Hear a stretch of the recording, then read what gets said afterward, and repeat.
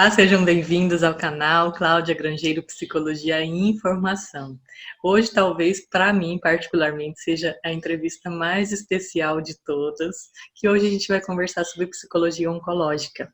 Para você que está aqui é novo no canal, este é um canal inédito da plataforma YouTube, onde eu trago vários profissionais do nosso país, profissionais altamente gabaritados, para um bate-papo, uma conversa sobre determinado tema. Então, toda semana tem um tema diferenciado aqui no canal para você que é estudante da psicologia, para você que já é graduado ou para quem é fã dessa área incrível. Hoje, a nossa queridíssima convidada do canal é a psicóloga Fabiana. Fabiana fala diretamente do estado de Minas Gerais. Seja bem-vinda, Fabiana. Olá, muito obrigada pelo convite, pela oportunidade de estar aqui.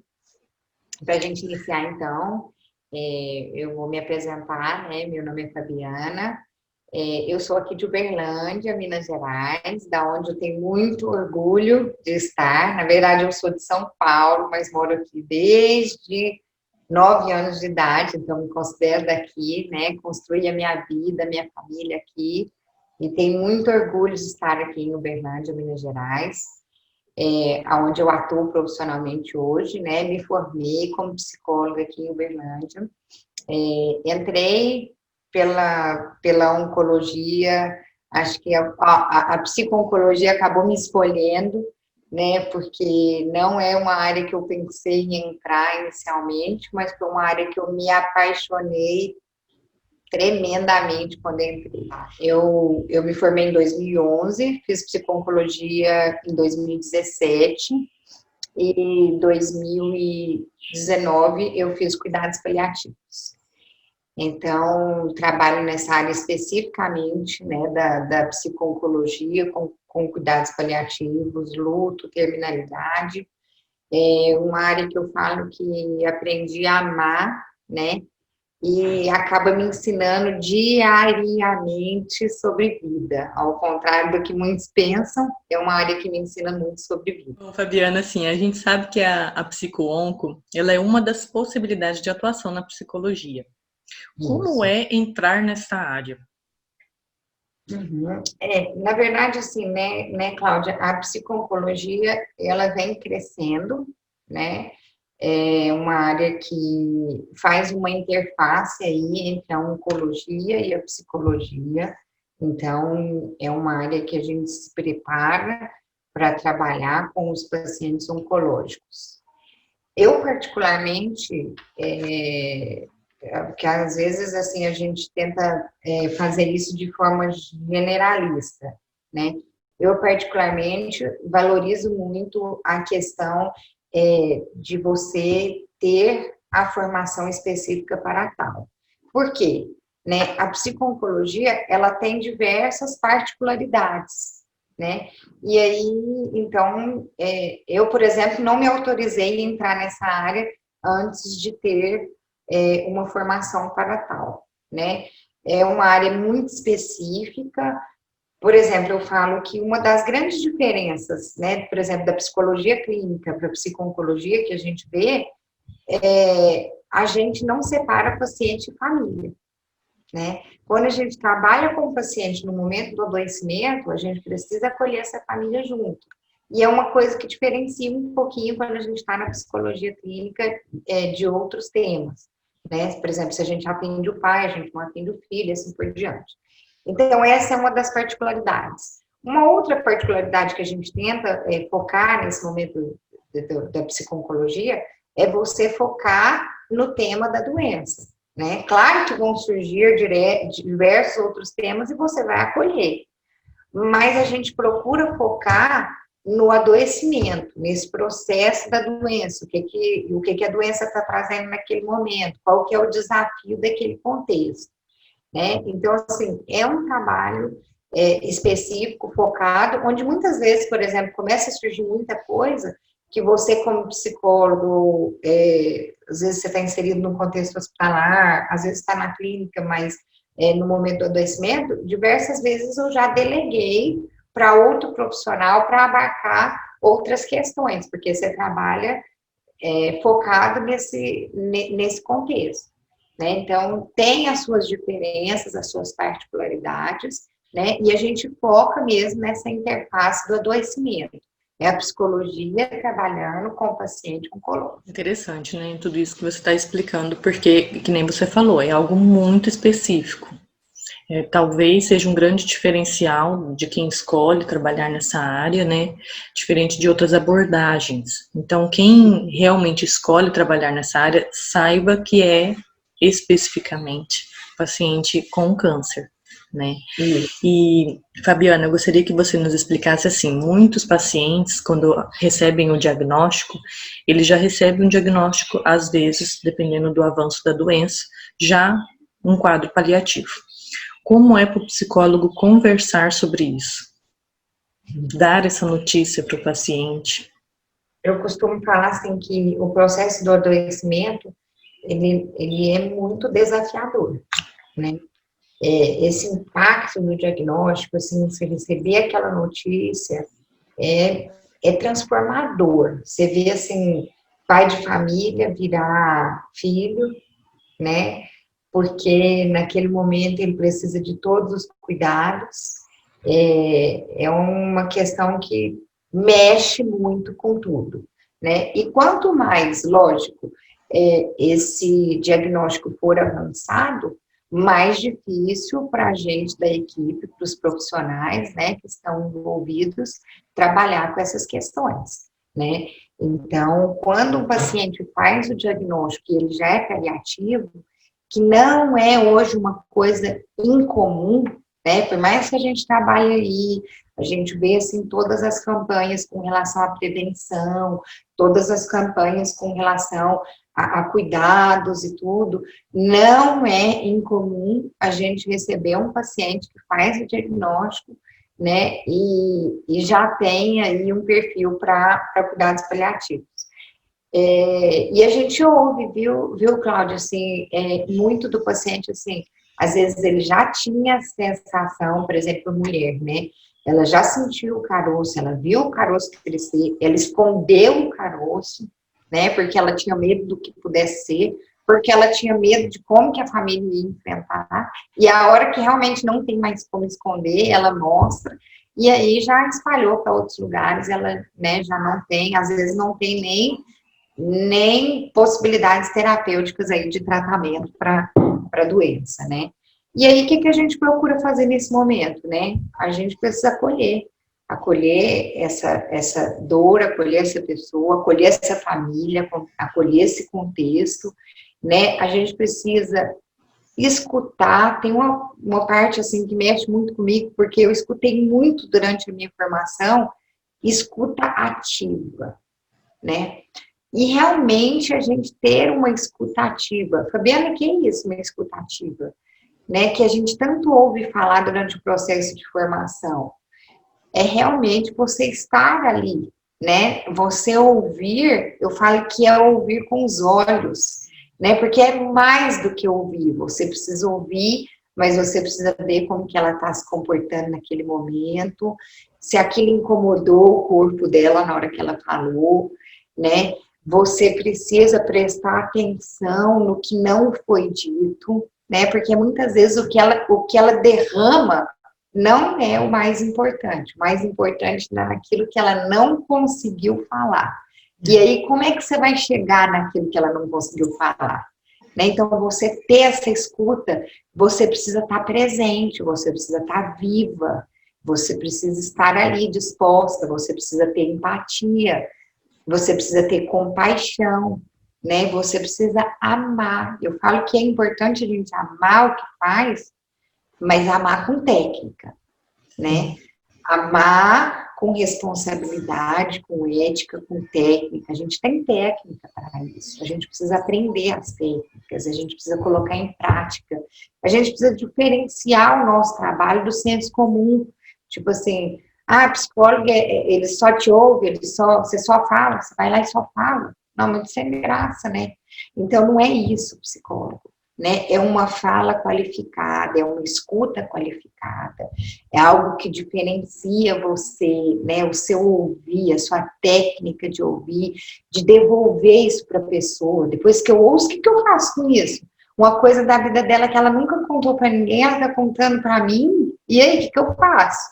Então, a gente tem que saber o que devolver, a hora de devolver, porque não é na minha hora, é na hora dele, né? E não é o que eu quero que ele faça com isso, é o que ele dá conta de fazer, é o que encaixa nos valores dele, né? Então, assim, a gente precisa se dispor para isso. Assim, a partir daí, né, a gente vai desenrolando isso com o paciente, num momento tão difícil, tão delicado, né? Para quê? Para a gente minimizar o sofrimento desse impacto. A gente ajudar ele a resolver questões dele que possam surgir nesse momento da doença, para que ele possa elaborar isso de uma forma melhor. Então, a gente vai acolher, a gente vai conhecer, a gente vai entender esse contexto para tentar diminuir esse sofrimento, para tentar fazer ele ter um bem-estar psicológico durante esse processo do adoecimento, fazer ele entender tudo isso de uma forma menos sofrida, né?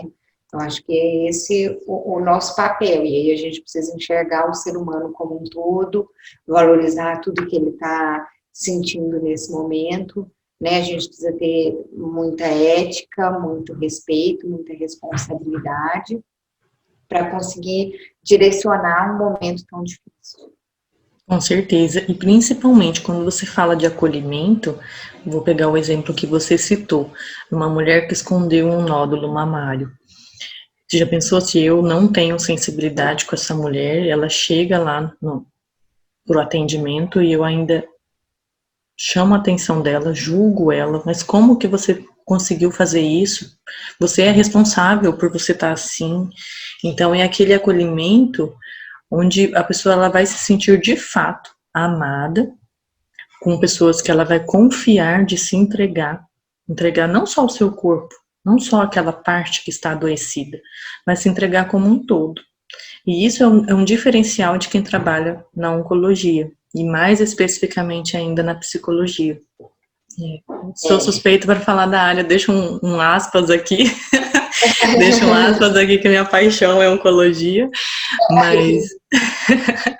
mas assim, o acolhimento do paciente oncológico, ele é completamente diferenciado.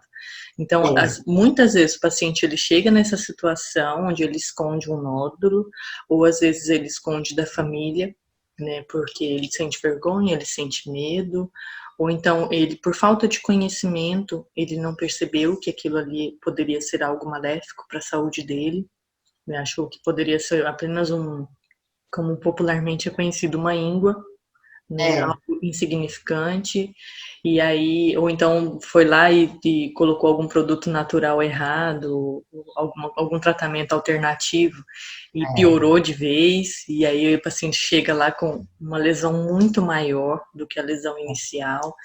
Então, esse acolhimento, esse amor que a Fabiana está aqui falando pra gente, ele é fundamental para quem quer trabalhar na parte oncológica. É um diferencial.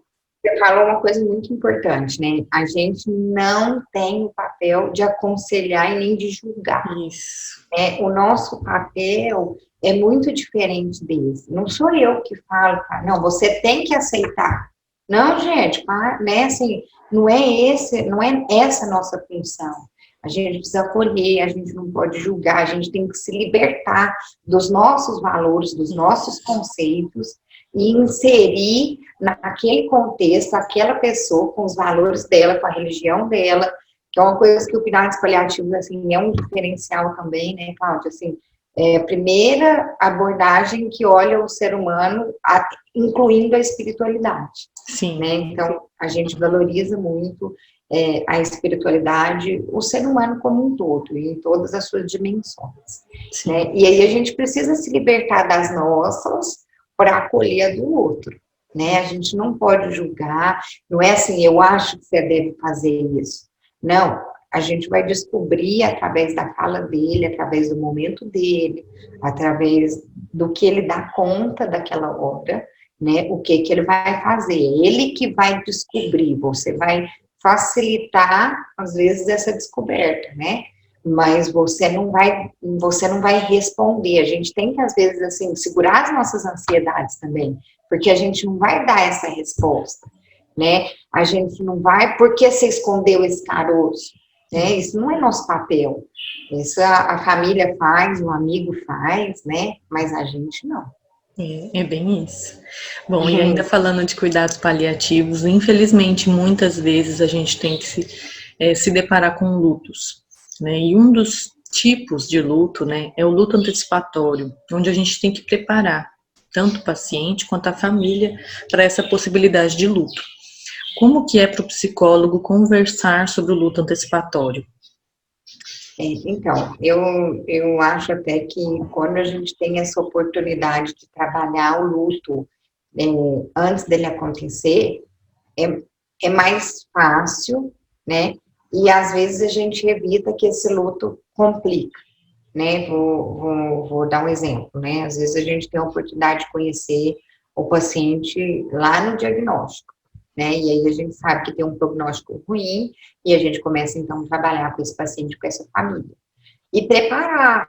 E às vezes nessa preparação surge um perdão, surge uma realização de desejos, né? E aí a gente começa a trabalhar essa família e esse paciente para o momento do luto. E a gente vê o quê? Que quando a gente tem essa oportunidade, a chance do luto complicar depois para quem fica é bem menor, né? Então, quando a gente tem a oportunidade de preparar para esse luto, por mais difícil que seja a gente abordar, e aí a gente tem que entender que a gente não vai abordar, ó, seu familiar vai morrer. Não é isso, né? Porque às vezes a gente com essa pergunta, como é que você fala que o familiar dele vai morrer? Não é o papel nosso informar isso. A gente vai abarcar esse sofrimento, né? E entrar nesse contexto do luto, vai surgir. Então, ela vai morrer? Né? E aí, então, a gente começa a trabalhar com essa questão. Mas o que a gente vê é que quando a gente tem a oportunidade de trabalhar essa família para esse luto antecipado, é muito melhor do que quando, de repente, pá, morreu, ninguém esperava. E agora? Nossa, pelo amor de Deus, Fabiana, eu não esperava, nossa, não acredito, não, eu queria ter tido tempo de falar, de pedir, de ficar com ele, de ter feito, de... Então, assim, aí sim a gente vai trabalhar com questões que não foram possíveis a gente preparar. Fabiana, a gente agradece a sua presença aqui no canal. Lembrando que a gente ainda teve uma entrevista anterior dessa postagem aqui, com o médico oncologista clínico, Dr. André Crepaldi, e com a paliativista, doutora Luciana Orsi. Então, para você que quer aprender um pouquinho ainda mais sobre cuidados paliativos, sobre a importância da equipe atuante nesse contexto oncológico, assista ali. Com certeza você vai se encantar por essa parte oncológica. E ainda assim, logo depois deste vídeo, eu vou trazer para vocês uma história de vida real de uma mulher que está vivenciando o câncer de mama aos 39 anos. Tá? Então, é uma entrevista onde ela relata como ela descobriu o câncer, e como está sendo o acompanhamento dela, o que significou o câncer na vida dela, e ainda reforçando que nós estamos vivendo o Outubro Rosa. Então, para você que é mulher, que está aqui nos assistindo, se cuide, faça o autoexame das mamas, não deixe para fazer somente o autoexame das mamas na sua consulta ginecológica. Faça você também, seja autorresponsável pela sua saúde. Não deixe de fazer os exames preventivos, tá? Muitos cânceres, eles são possíveis de tratamento e cura quando descoberto a tempo. Tá? Então, hoje a gente conversou sobre cuidados paliativos, que são cânceres avançados, mas quando a gente conversa de prevenção, é muito mais importante. Então, faça o seu papel, compartilhe esse vídeo com muitas pessoas que estão precisando escutar, ter essa conversa, ter esse diálogo e essa escuta de um profissional que atende sobre isso, sobre essa área e entende sobre o que está falando. Um grande beijo para você, até o próximo vídeo. Fabiana, novamente, muito obrigada pela sua presença e contribuição aqui no canal. Eu que agradeço, viu? Foi um prazer estar aqui com vocês. Eu falo também no Instagram, @psicologiacâncer, um pouquinho sobre isso, então quem quiser conhecer um pouquinho mais, né? E eu fico à disposição quando você precisar de novo. Ai, obrigada. Beijão, eu vou deixar o link aqui, viu? Eu vou deixar o link do Instagram da Fabiana, uma profissional incrível, com certeza você vai adorar conhecer. Um grande beijo para você que está aqui nos assistindo, até o próximo vídeo. Tchau, tchau.